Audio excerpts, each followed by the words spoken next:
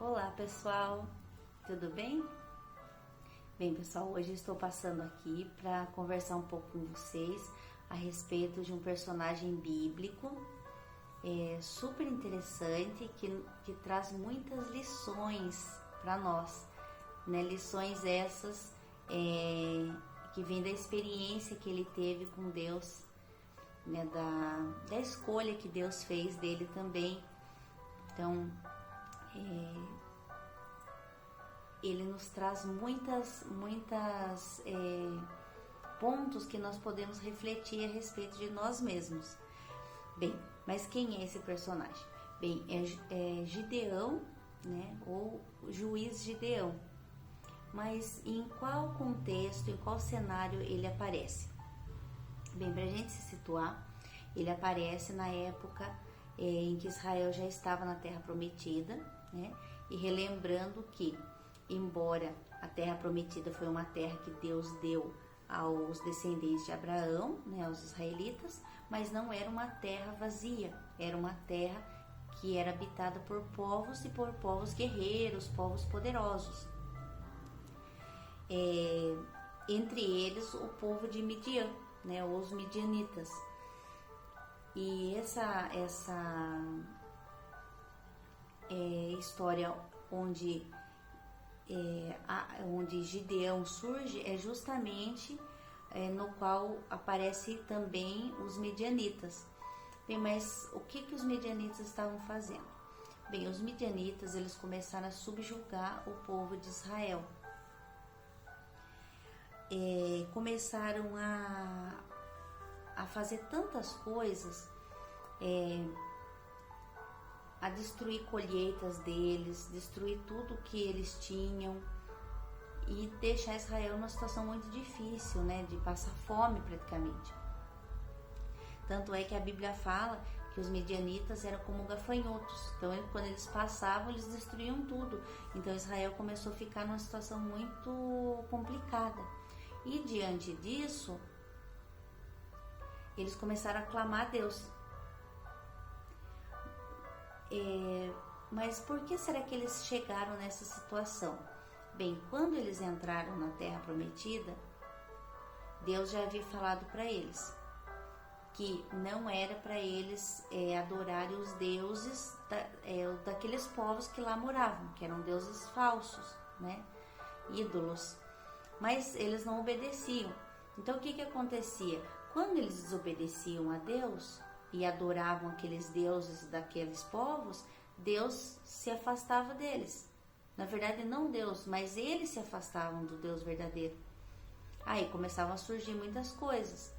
Inclusive, eles perdiam a proteção de Deus. Aí apareciam povos como esses, que começavam a subjugar. Aí o povo se via numa situação difícil, clamava a Deus novamente. E Deus suscitava pessoas, então, para que fossem líderes e pudessem libertar então o povo dessa situação difícil, né, que eles estavam passando. Bem, relembrando que antes de entrar na Terra Prometida, Deus já havia libertado o povo de Israel do Egito, que na época era uma potência mundial, né? Então Deus libertou eles da mão do faraó. Então eles já tinham um histórico, eles sabiam que Deus era um grande libertador e realmente Deus suscitava pessoas. Na época, para tirar os israelitas do Egito foi Moisés, aí depois foi Josué, e enfim, Deus continuou suscitando, né, trazendo à tona pessoas, pessoas às vezes que elas mesmas não acreditavam nelas, que é um caso aqui de Gideão que a gente vai aprender, né? Bem, como que Gideão surge, né? Como que aparece no cenário? Então Gideão, com todo o cuidado que os israelitas estavam tendo ali, justamente porque o povo de Midian estava destruindo todas as suas plantações, suas colheitas, o povo ele começou a fazer esconderijos. Então eles faziam esconderijos nas montanhas, esconderijos nas cavernas, as plantações também eles faziam de tudo para deixar escondido, justamente para que eles não perdessem as colheitas para esse povo.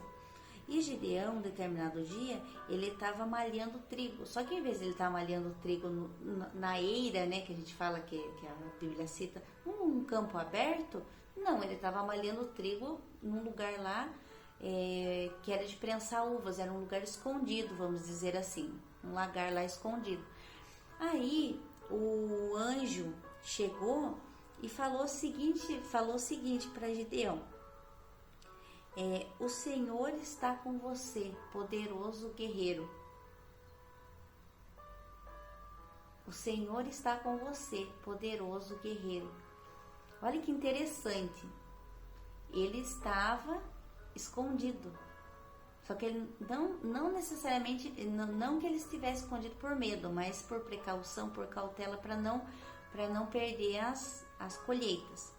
Mas enfim, aí o anjo chamou ele de poderoso guerreiro. O que deve ter passado na mente dele, né? Ele sabia que era algo sério, era um anjo que estava falando, mas será que ele pensava aquilo dele? Provavelmente não pensava. Provavelmente não era assim que ele se via. Talvez ele se via, né, como um ser humano cheio de temores, de medos, assim como tantos de nós, né, que temos nossos medos, nossos temores, enfim. E ele tinha todo um cenário ali que proporcionava, né, que esse receio mesmo, né? Enfim, conforme eu acabei de comentar. Mas ali algo interessante, Deus, ele nos vê de uma forma diferente do que nós nos vemos. Porque Deus, ele vai até o profundo do nosso ser. E dali sim Deus consegue extrair, ele consegue ver claramente e fazer uma análise clara, cristalina, pura, né, de quem realmente nós somos. E isso nem nós não conseguimos fazer. Que dirá as outras pessoas, né? As outras pessoas só veem nas aparências, superficialmente, mas não conseguem atingir dentro de nós. Mas interessante que nem a gente às vezes consegue ter essa visão clara. Nós não temos, mas Deus nos vê da maneira correta. E esse exemplo de Gideão mostra isso. Bem, a nossa visão, conforme geralmente os psicólogos falam, que a nossa visão sempre ela é muito marcada por crenças limitantes, por medos, uma visão distorcida de quem somos, traumas, coisas que nós carregamos, né? E Deus não, Deus ele faz uma análise correta de quem realmente somos. Bem, ali é interessante as palavras de Gideão, quando Deus fala a respeito de que ele é um poderoso guerreiro, e também começa a comentar ali, começa a contar para Gideão que ele vai usá-lo como líder para poder libertar Israel das mãos de Midian. E é muito interessante, eu quero até compartilhar aqui com vocês esse texto, que é o de Juízes, Juízes 6,15. As palavras de Gideão, quando Deus compartilha então com ele a intenção de fazê-lo líder para libertar o povo de Israel das mãos de Midian. Então, aqui no capítulo 6, no versículo 15, ali Gideão ele responde da seguinte maneira. Ele fala assim: Senhor, respondeu Gideão, como posso libertar Israel? Meu clã é o menos importante de Manassés e eu sou o menor da minha família. Então, olha que interessante, né? Humildade dele, né? Uma visão que ele tinha, né? Meu clã é o menor de Manassés. Manassés era uma das 12 tribos, era uma das tribos de Israel. Então ele fala, meu clã é o menor, e eu ainda, se não bastasse o clã ser o menor de Manassés, ele se considerava, ele diz ali que ele era o menor da casa do seu pai. Então, como a visão que ele tinha, né, dele, e Deus tinha uma outra visão dele. Tu és um poderoso guerreiro. Então por aí a gente já pode fazer algumas reflexões, né, a respeito de nós mesmos, né, a visão que temos muitas vezes de nós. Mas qual é a visão que Deus tem de nós? Né? E tentar buscar essa visão que Deus tem, né, de cada um de nós. Bem, mas ali Deus ele deixou bem claro que que Gideão iria libertar o povo. Aí Deus lhe disse: eu estou contigo e estarei contigo, e você derrotará o povo de Midian como se fosse apenas um homem. Então, Deus dizendo que ele ia derrotar com a facilidade de estar lutando não contra um exército, mas sim contra apenas um homem, né? Bem, e interessante que depois, durante o relato, cita que Midian se juntou com Amaleque, então os midianitas, os amalequitas se reuniram para uma guerra e se acamparam tudo ali, bem próximo onde Israel estava, e já estavam se preparando para a guerra. E naquele momento Gideão ainda tinha, né, com certeza, aliás, a Bíblia fala que ele tinha muitas dúvidas a respeito dele ser a pessoa que Deus estava falando, que era um poderoso guerreiro. Então Deus estava falando através do anjo e ele não estava acreditando, né? A dificuldade que nós humanos temos, né, de enxergar quem realmente somos. Bem, mas aí o que ele fez? Ele pediu sinais a Deus. Eu vou citar especificamente aqui 2 sinais que ele pediu, que estão registrados para quem quiser acompanhar depois. É Juízes, capítulo 6, versículo do 36 ao 40. Então, mas quais foram os 2 sinais que ele pediu? É interessante e também nos ensina algumas lições. Ele disse para Deus o seguinte, ele falou: Senhor, se realmente eu for escolhido pelo Senhor e eu for bem sucedido, se eu for escolhido pelo Senhor e eu liderar Israel e Israel realmente vencer a guerra, se o Senhor está me dizendo isso, então eu quero um sinal.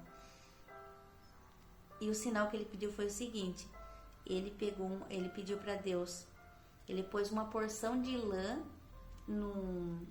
a Bíblia fala que é numa eira, é num campo aberto. Ele colocou uma porção de lã num campo aberto, ali num campo, e daí ele falou para Deus, o primeiro pedido foi que o orvalho molhasse apenas a lã que ele colocou ali, mas todo o restante ficasse seco. E a Bíblia fala que no dia seguinte ele foi lá, pegou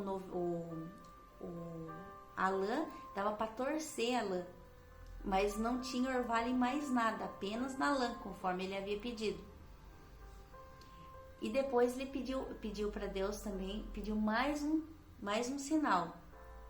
Falou: Senhor, quero mais um sinal. Porque como ele achou que a missão dele era difícil, né? Então ele queria ter certeza absoluta de que Deus estaria com ele para ele poder enfrentar aquele povo. Aí de novo ele veio e pediu. Ele falou: o mesmo teste com a lã, mas agora ele pediu para Deus para que a lã ficasse seca, enquanto todo o restante do local fosse molhado pelo orvalho. E a gente sabe que isso como vou dizer assim, no natural não existe.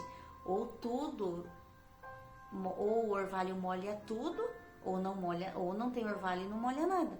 Mas não, ele pediu testes específicos. Primeira vez que a lã ficasse molhada e todo o restante seco, e depois que a lã ficasse seca e todo o restante molhado. E Deus, na sua grandeza, no seu amor, entendendo aquele medo talvez dele, né? Mas compreendendo, Deus fez isso das 2 vezes. Então a gente vê o amor de Deus com a gente também, sabe? Porque é Deus. Então se ele falou que ele vai fazer, Ele vai fazer. Mas ele entende que o ser humano é tomado de limites, de medos, de temores, de tantas coisas, mas no seu amor, se a gente pede sinais a Deus, Ele nos dá. Lógico que esses sinais aqui são, né, de uma natureza, mas hoje a gente pode pedir para Deus direção, a gente pode pedir que Deus nos guie, nos dê sabedoria para entender os seus sinais. Pedir alguns sinais para Deus também, Ele vai nos dar. Interessante que esses dias eu acordei escutando uma música falando a respeito de Deus, falando que não há e nunca nunca houve e nunca haverá alguém tão fiel como Deus. E a gente sabe que é verdade. Então, se Ele fala algo pra gente, a gente pode confiar totalmente. A gente não pode não confiar na gente, mas